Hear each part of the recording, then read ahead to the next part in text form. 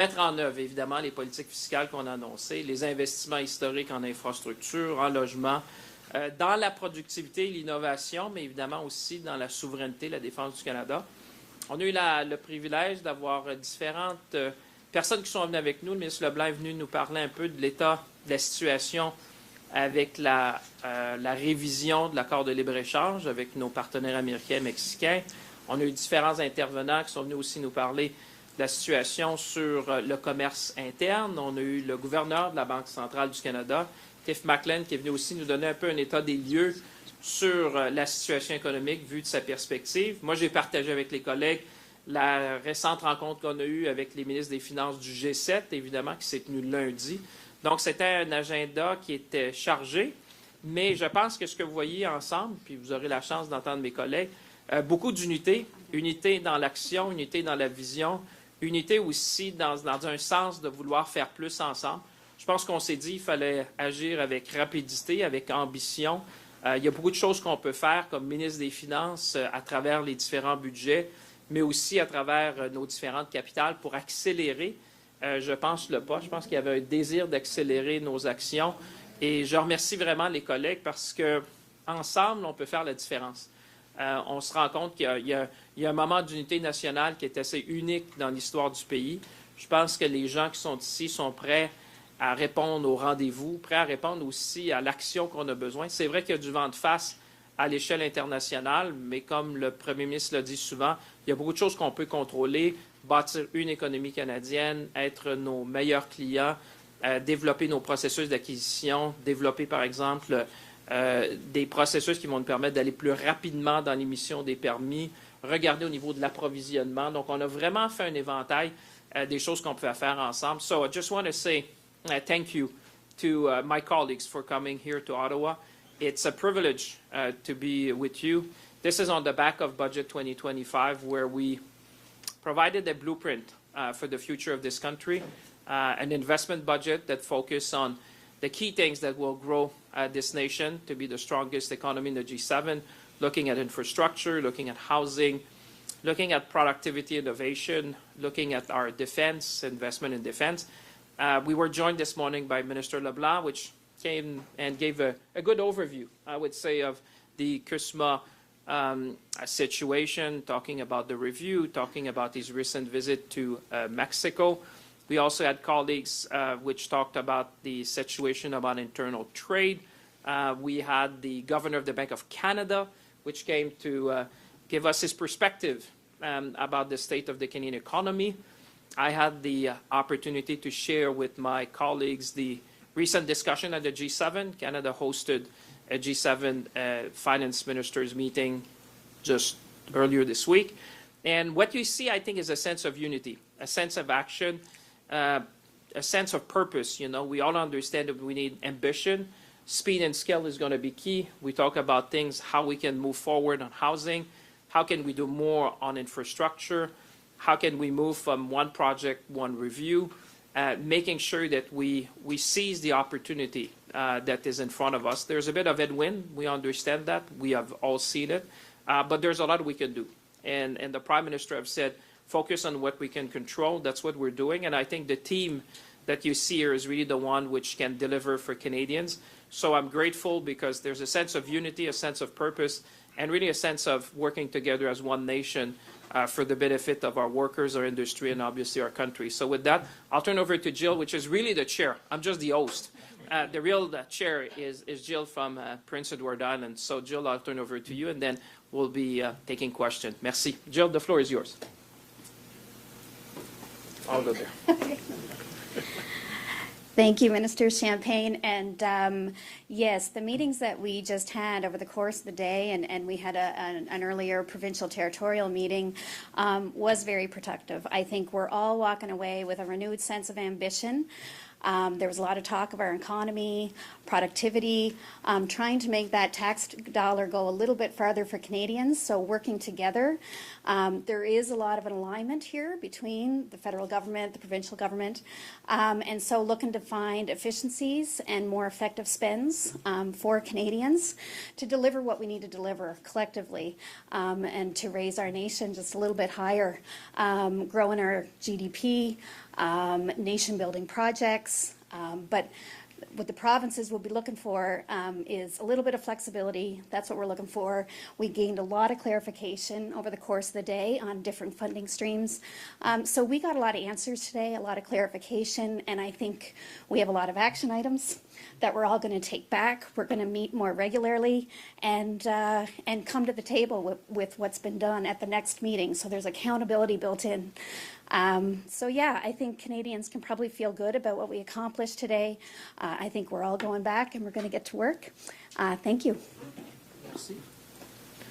Thank you, Minister. The ministers will now take questions for 25 minutes. Les ministres prendront maintenant des questions pour 25 minutes. One question, one follow-up as always, starting with Promit. Thank you. Good afternoon, Minister. Nice to see you again. Thank you. And yeah, as you know, this is Promit Mukherjee from Reuters. Minister, I have a question on G7.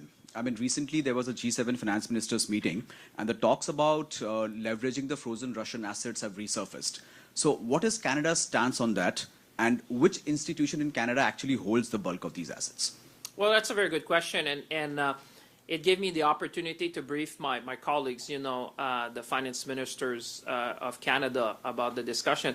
You would know that in our last G7 meeting, which was on Monday, the main item on the agenda, there was discussions around critical minerals, around export control, and obviously Ukraine. As you know, since Canada chaired the G7, Ukraine has always been a key focus of our attention as G7 ministers. There have been updates about what our European colleagues are doing, because as you know, the funds are held at Euroclear in Brussels. So there's been discussion about the different scenarios that our friends in Europe are looking at. I know they'll have a meeting on December 19 with the leaders to decide the way forward. There's different options, as you would know well, on the table for our European colleagues to decide. From a Canadian perspective, as you know, there's very little assets which are within jurisdiction. But Canada is very, we've always been very helpful, I would say, in this discussion, not only in convening the meetings as chair, but also as providing solution. And I want to salute also the work of my colleague, Chrystia Freeland, our special envoy for Ukraine. We always have the finance minister of Ukraine as well as a partner. We met just recently. Everyone is focused on trying to find a way forward to leverage the frozen Russian assets in order to provide the support which is very much needed. The IMF presented also their options. So I would say it's an ongoing discussion. We all try to do our utmost to support Ukraine at this very difficult moment, understanding their financing need, understanding that we need to leverage the frozen Russian assets, and at the same time, Canada has been at the forefront of these discussions to provide solutions. As a follow-up, there has been a raft of very good numbers on the economy recently. I mean, we know about the GDP, jobs, and even the trade data today. Do you think this good streak will be sustainable going forward into the next year? Well, listen, one thing I've heard and one thing I've learned is humility. When you're in a world, and I can leave some of my colleagues if they want to add, but you will have seen when we presented our budget in November, we referred to the uncertainty index produced by the International Monetary Fund. And you would have seen that if you look at the world today, the level of uncertainty is higher than what you found in 2008 during the financial crisis. So when you're navigating in a world of uncertainty, I think, yes, Canada has good performance, like you said, on job numbers, on growth. I think we heard from the Governor of the Bank of Canada. The economy is probably more resilient than some had perhaps anticipated even a year ago. Going forward, I believe in the fundamentals. I mean, those are the people who will deliver. When I look, we're a magnet for talent. Canada in the G7 is one of the few countries where we produce cars, we produce planes, we produce ships. We've been a leader in AI and quantum. We have critical minerals. We have natural resources. We have energy. We're a leader in nuclear energy. We're the only one in the G7 with a free trade agreement with all the other G7 nations. So the fundamentals are strong. Now what we need to do is the work that, we said today we met. We have the blueprint of the federal budget. There are going to be provincial, territorial budgets coming. Now it's all about execution. It's about speed and scale, seizing the opportunity meeting the moment. But you're right. When you compare, and I'll be in Europe next week, we'll be meeting with the French finance minister, the German finance minister, and the UK chancellor to look at the way forward. But I think it's true. If you compare Canada to many, we are in a great fiscal position. But we also live in a world of uncertainty. So we need to make sure that everything we can do domestically, we're going to do together. But I don't know if my colleagues, Peter, or someone wants to add to that. Sure. Thank you, François-Philippe. I also want to commend you on chairing, from the federal perspective, a great meeting, and Jill Burge from PEI did a fantastic job in PEI. Look, I think Canadians are very resilient, so I'm always looking at the glass half full and looking at the things that we can do given those economic headwinds. We talked about interprovincial trade here in Canada. This is our moment, so we're driving full steam ahead on creating opportunities through interprovincial trade. We talked about procurement, where we can work together to really boost our tax dollar and create good jobs and keep pushing there. Minister, you talked about energy. We're a nuclear powerhouse. That's going to create 80,000 new jobs in Ontario over the next few years. New jobs, new construction jobs, critical minerals. These are the things that we can do right here. And I would just add one last thing. The Prime Minister's called for us all to work together to boost our exports from $300 billion to $600 billion. I think that's a fantastic ambition, but now it's up to all of us collectively to deliver. Eric, veux-tu ajouter quelque chose? Je pense que dans l'intérêt du temps, on peut passer à la prochaine OK. question. Ah, Monsieur Girard, vous Non, êtes mais gentleman comme toujours. je vais laisser répondre, Mme Gamache. Ça va me faire plaisir. Bonjour, Valérie Gamache de Radio-Canada. Monsieur le ministre, l'année prochaine, donc dans quelques semaines, ce sera le début de la révision de la CEUM. Le représentant au commerce américain a évoqué la semaine dernière 2 ententes, une avec le Mexique et le Canada. Il a répété cette possibilité-là. Est-ce que ça, c'est le pire scénario pour le Canada de négocier comme ça en bilatéral et non pas avec le Mexique? Ben, écoutez, vous savez, dans le domaine du commerce, il se dit beaucoup de choses. Moi, je pense que ce qu'on a fait au Canada, puis ce qu'on fait avec les collègues, c'est de s'assurer d'abord qu'on fait le travail chez nous. Vous savez, ce qu'on peut contrôler, c'est ce qu'on va faire. Il y a beaucoup de choses qu'on peut faire ensemble. On a discuté ce matin. Pour ce qui est des négociations avec nos partenaires américains, on a eu le ministre Leblanc qui est venu nous parler ce matin, qui nous a donné un peu d'état des lieux. Nous, on a toujours vu au Canada qu'un accord à 3, ça avait favorisé l'ensemble des parties, parce qu'il faut savoir qu'une décision d'un côté de la frontière a toujours un impact des deux côtés de la frontière. On l'a vu, les chaînes d'approvisionnement sont intégrées, le commerce est intégré nord-sud dans notre hémisphère. On a eu des bonnes rencontres. J'étais avec la présidente Champagne du Mexique il y a peu de temps. Écoutez, de notre côté, on sera toujours là pour avoir le meilleur accord pour le Canada. Et en attendant qu'il y ait cette révision-là de l'accord, je pense que ce qu'on vous dit aujourd'hui avec les collègues, c'est qu'il y a beaucoup de choses qu'on peut faire de notre côté de la frontière. Il y a des choses qui vont arriver, mais il y a des choses qu'on doit faire de notre côté, bâtir une économie canadienne, s'assurer qu'il y ait plus de fluidité entre les provinces, par exemple, pour les produits et les services. On a parlé aussi d'achat local, mais aussi d'achat canadien, comment on pouvait travailler ensemble pour avoir plus de volume dans nos achats, pour avoir des meilleurs prix, pour réduire évidemment les dépenses. Alors, je vous dirais qu'aujourd'hui, le focus était beaucoup sur ce que nous, on peut faire ensemble. Et pour la suite, au niveau des négociations avec nos partenaires, comme vous dites, on aura la chance de voir la suite des choses. Je ne sais pas si M. Girard veut ajouter là-dessus. Oui. Mais une des choses qu'on a discuté aujourd'hui, c'est que le déficit d'investissement au Canada et les retards de productivité précèdent l'arrivée des tarifs. C'est un problème structurel qui remonte aux années 2000. Et il y a bien des choses qu'on peut dire sur la nouvelle administration américaine, mais ce n'est pas la source du sous-investissement et du manque de productivité au Canada. Alors, on a discuté d'où proviennent ces enjeux, puis je pense qu'on a eu une excellente discussion. Et je m'en voudrais de ne pas vous amener de l'autre côté de la frontière, de l'autre côté de la rivière des Outaouais, de vous parler de ce qui se passe à l'Assemblée nationale avec votre ancien collègue Pablo Rodriguez. Est-ce que vous parlez à M. Gérard, Mme Gamache? Non, je ne pense pas que M. Rodriguez n'ait jamais siégé avec M. Girard. Mais est-ce que vous faites encore confiance à M. Rodriguez à la tête du Parti libéral? Est-ce qu'il doit partir? Est-ce que la soupe est trop chaude actuellement? Lui avez-vous parlé même?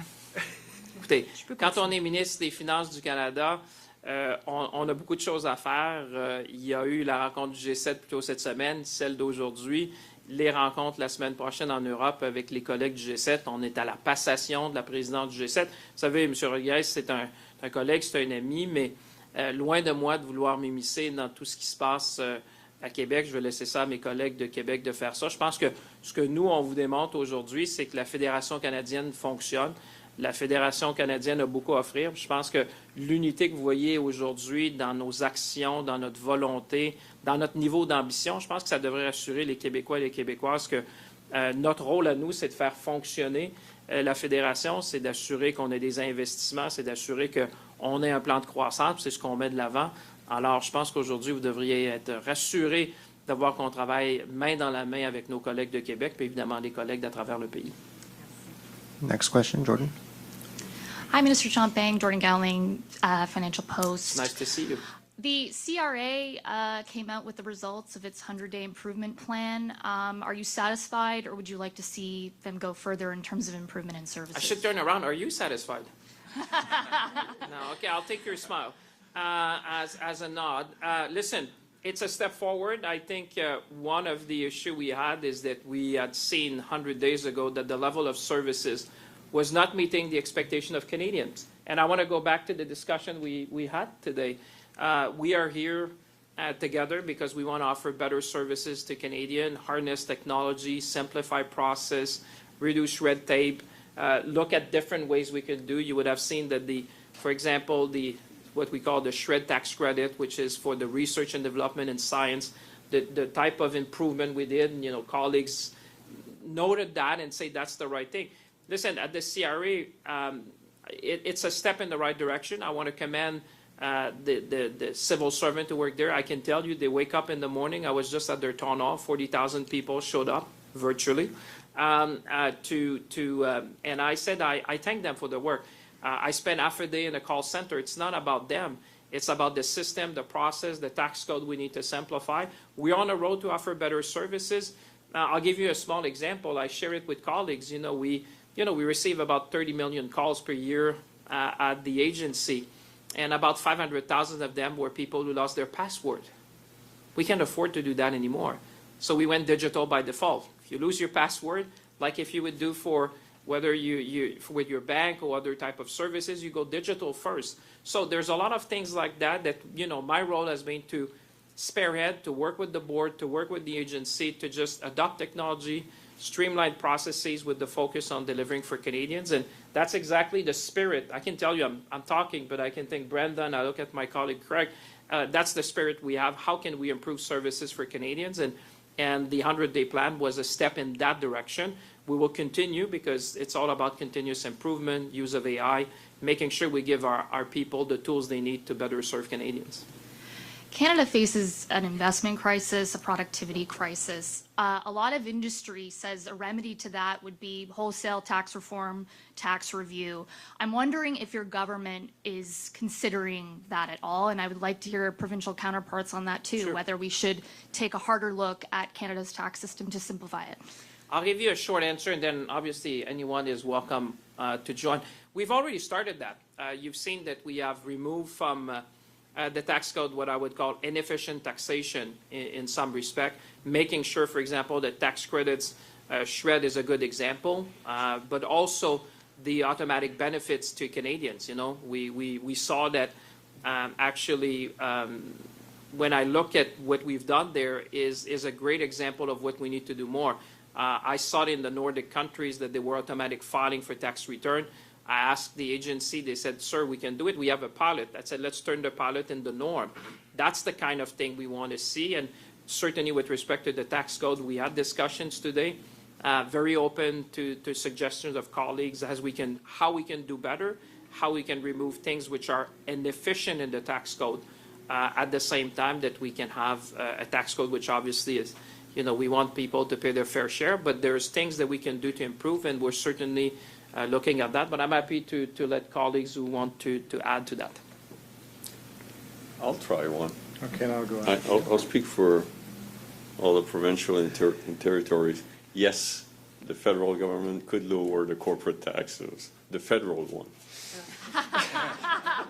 J'aimerais toujours Eric Girard avec les mots 5. You know, yes, and we've all, I think collectively have been cutting taxes. In Ontario, we've cut some, in my fall economic statement, some $12 billion of tax cuts and fees. We've cut HST, we've cut personal income tax, we've cut the gas tax, the accelerated depreciation on the corporate side. There's always to do more, but I come back to the productivity and growing the economy. You know, we have an opportunity to help our companies scale up right now. We're seeing some of that intellectual property go south of the border. We have great Canadian companies, great workers. We've got a tremendous amount of opportunity there. So I think we'll continue always to review how to put more money back into businesses' pockets so they can invest. They know how to invest, where to invest, money back into people's pockets. We cut the small business tax as well. So we appreciate what, as Eric said, what the federal government has done. But collectively, I think we all want to do more to provide that investment incentives for businesses who create the jobs for our great Canadian workers in Canada and beyond. Brendan, you want to add something? Or? Brenda. Thanks very much. I would echo the words of my colleagues in regards to the perspective on taxes, and I think the accelerated timeline on depreciation has been very well received from businesses in British Columbia, for example. But I think it's also really important to point out that when we do tax comparisons to the U.S., for example, we have to also take into account our healthcare system. And we, of course, want to continue to ensure that those supports are there for British Columbians. It's a very competitive tax environment. I don't think British Columbia, for example, will ever be the cheapest place to do business, but there are many, many benefits to doing business in British Columbia, and I think many of my colleagues would agree in their provinces as well. Some of the most talented people, extraordinary PhDs and researchers, and really an environment in which it's very hard to replicate. We have a lot going for us. Not only do we have that incredible skill base, we also have all of the resources that the world needs right now. So I think while we're in troubled times, there's a positive world ahead of us. And since I have all of you, and even Bloomberg, I mean, listen to that. That's a good headline. Canada has the lowest effective tax rate for new investment of the G7. You ask me what we've done. I mean, so that I repeat, Canada today, even after you consider the one big beautiful bill of the United States, when you include the super deduction, is the most competitive tax jurisdiction for new investment of the G7. So that is Canada today. And that's something we need obviously to repeat, and making sure that the productivity super deduction, what we call the marginal effective tax rate, I'm not sure that everyone has realized that, but I can tell you my G7 colleagues have realized it, because everyone is looking at Canada, not 13.2%. We're the most competitive jurisdiction for new investment, and this is all that we say. We need to bring more private investment. That was all the purpose of the budget. But I wanted to say that, sir. Up to you. Greg Quinn, Market News. Good afternoon. You mentioned you meeting with the Bank of Canada. I had a question on a bit of that. In Quebec, the Parti québécois said the Bank of Canada has not represented Quebec's economy well. If they become government, they will create a new currency for the province of Quebec and quit the Bank of Canada. That's different from 1995 when they wanted to keep the currency. So I wonder what you could make about this argument that in the last couple of decades, the Bank of Canada, a federal institution you look after, has done a disservice to Quebec. But to me or to Minister Girard, you want that question? Whoever wants to respond to that. Well, I'll say a few words, and then first of all, the Bank of Canada is an independent entity from government, but I would say it serves well Canadians. And it has served well Quebecers as well. I mean, this is one of the most trusted institutions in the country, which has provided stability to our economy. I think it is regarded. I would say, listen, everyone is entitled to their own opinion and their views, but let's stay serious.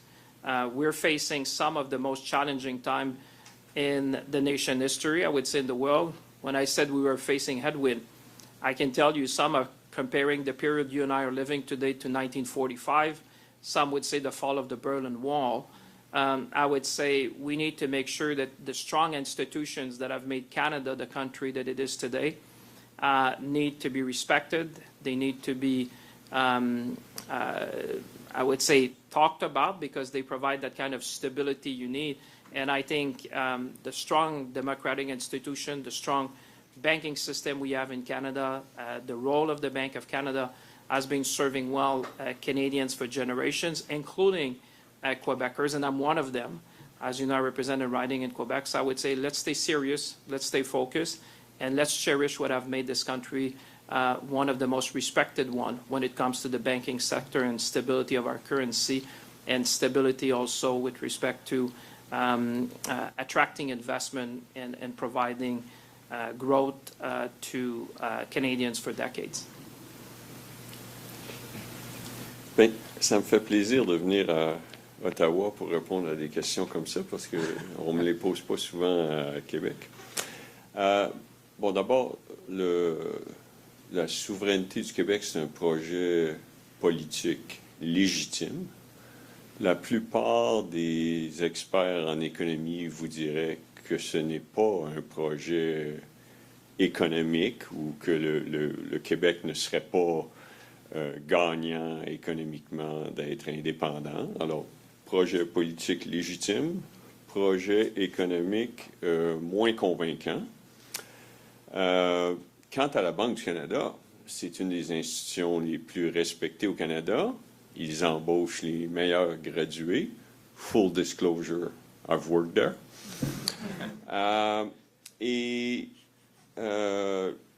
On est une fédération.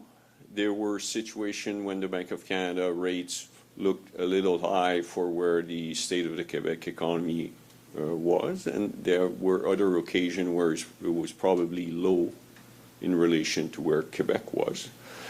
So overall, the Federation works well, and the Bank of Canada is a great independent institution. Next question, Greg. Secondly, as we come to the end of the year, as Promit noted, we've had a lot of very rosy economic data in Canada, even though many economists predicted we'd have a recession because of the U.S. tariff war. The global economy has also been quite resilient. My question about that, though, is, Donald Trump argued very forcefully that tariffs would not hurt the global economy. The U.S. would come out a winner, and other parties might not be that affected. I suspect he'll continue to make that argument. Would he be right in saying now that tariffs were not terribly disruptive or damaging to the global economy? Well, let me comment. I mean, you don't need to take it from me. You just have to look at the OECD report that was released a few days ago. If you look at the IMF report about global growth, if you look at what they call the Western countries in a way, you will see that growth has slowed down. I mean, everyone is looking at, a bit more than 1% to a large extent. Canada, to your point, has shown more resiliency than most expected. Actually, Canada, if you look at the OECD and the IMF, would have the second largest growth in terms of GDP for this year and next year. So obviously, that is the macroeconomic data. But let me be clear. If you're a steel worker in Hamilton, you don't feel this way. If you're in Latuc, in my own riding, in softwood lumber, you don't feel this way. If you're an auto worker in Oshawa, it doesn't look like that. If you produce aluminium in Kitimat, or if you're in Saguenay, it doesn't feel like that. So yes, Canada is Canada has the lowest price of entry to the U.S. market, now that everyone in the world needs to pay a price to enter the U.S. market at 5.3%. And 85% of our trade is covered to the exemption. But like I said, depending on which sector you are, in which industry you are, in which region you are, obviously the impact is felt very differently. So I would say you don't need to take it from me. Like I said, you just have to go to the uncertainty index, which is published by the IMF, that says that the level of uncertainty today is higher than 2008. This is not by accident. It is the state of the world we live today, disruption to supply chain. You had also macroeconomic issues that have happened, geopolitics. There's a number of things that have affected that, but there's undoubtedly, when you look at the G7 and what the IMF has been publishing, the headwind has been felt by all. Now, it seems that Canada, despite all that, is doing better than probably most expected because of strong fundamental. But in an uncertain world, That's why working together like we do today is so essential.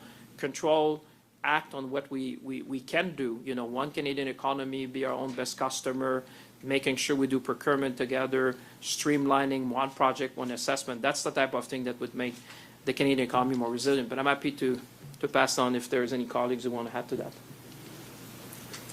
Well, maybe I'll just quickly, you mentioned it, the one permit, one process is really powerful. We've got the Ring of Fire to unleash tremendous resources in Ontario and critical minerals. That's right across the country. So the one permit, one approval process with the support of the federal government will really advance that to help boost our economy, not just in the short run, but the long run as well. And of course, anything we can do to reduce red tape, we're all in. Sure. Sir? Hi there, Max Paris, CBC News. This is for Minister Bailey from BC. That's great. With regards to the MOU between Alberta and Ottawa, your boss, Premier Eby, has said that that it possibly puts a number of projects that are already underway in BC in jeopardy. What did you tell the Minister of Finance about the possibility of those projects being put in jeopardy? Thank you for the question. Really, the focus of our work here today was to find areas where we're win-win scenarios, and there are many amongst our colleagues with BC and the federal government. We've had the opportunity to be identified for 4 major projects in a number of different areas, including LNG. We intend to continue to drive forward on those projects. We know that there's $30 billion at play in terms of delivering on them, and that will be our focus. Okay, and I guess for Mr. Bethlenfalvy, what I'd like to know is, so there was a carve-out in that MOU in certain environmental regulations for Alberta. Would your province, Ontario, be looking for similar carve-outs for, say, the Ring of Fire? Yes. Or projects in the Ring of Fire? Yes, and I think this is reinforces what we talked about today, that we have to move quickly with speed to boost our economy. There's lots of things we can do independent of other headwinds here in Canada. We in Ontario fully support and endorse the pipeline into to the West Coast to new markets. We know that there's a lot of discussions and conversations that have to happen, but I want to be crystal clear that this makes sense. This is a time that we have, you know, our economic livelihoods are being challenged, like we haven't seen, as Minister Champagne had said, for some time, perhaps post-World War II, where we had to rebuild. This is an opportunity. So yes, we're constantly working with the federal government, looking for carve-outs, working in partnership with First Nations, and I would highlight, for example, in the Ring of Fire, the 3 First Nations directly involved have all supported building in the Ring of Fire. They've led the environmental assessment. They've led the charge to get infrastructure built. We're providing support and financing, and I know my colleague, Minister Champagne, and his colleagues will support the impact assessments to be able to get these shovels in the ground in the spring, which will bring prosperity to the north. Anything to say about that, Minister Champagne?